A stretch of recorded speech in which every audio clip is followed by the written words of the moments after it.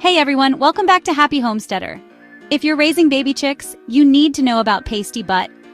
It might sound funny, but trust me, it's a serious issue that can be fatal if you don't catch it in time. The good news?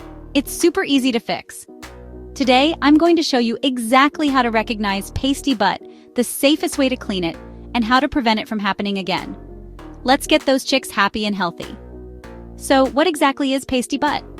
It's when dried poop builds up around a chick's vent, blocking it. And since chicks can't poop through a blockage, things can get dangerous really fast. If left untreated, they can die in just a couple of days. But don't worry, once you know what to look for, it's easy to fix. The first sign of pasty butt is, yep, you guessed it, poop sticking to the chick's rear. But other clues include a swollen, crusty-looking vent. The chick may start to act lethargic or weak and appear to be straining to poop with nothing coming out.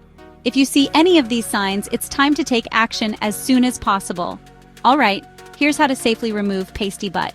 Use a warm water soak. Get a bowl of warm, not hot water, and gently soak the chick's bottom for about 30 seconds. This softens the dried poop so it comes off easily. You can also use a damp paper towel, cotton ball, or even a soft toothbrush to carefully wipe away the buildup. Be gentle. Chicks are delicate. Once the vent is clear, use a soft towel to dry the chick, then pop it under a heat lamp to prevent chilling. Pro tip: never pull off dried poop without softening it first. It can rip their skin and cause bleeding. Now let's talk prevention, because dealing with pasty butt once is enough, right? Here's how to stop it from happening again. Make sure to keep proper brooder temps, too hot or too cold.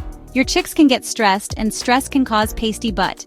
Keep your brooder at 95 degrees Fahrenheit in the first week, then lower it by 5 degrees Fahrenheit each week. Be sure to always keep clean water and feed. Dehydration is a big cause of pasty butt.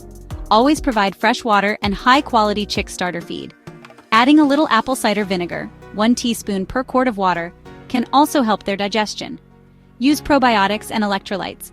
These boost gut health and help chicks adjust to new environments, reducing the chances of pasty butt. And that's it, folks.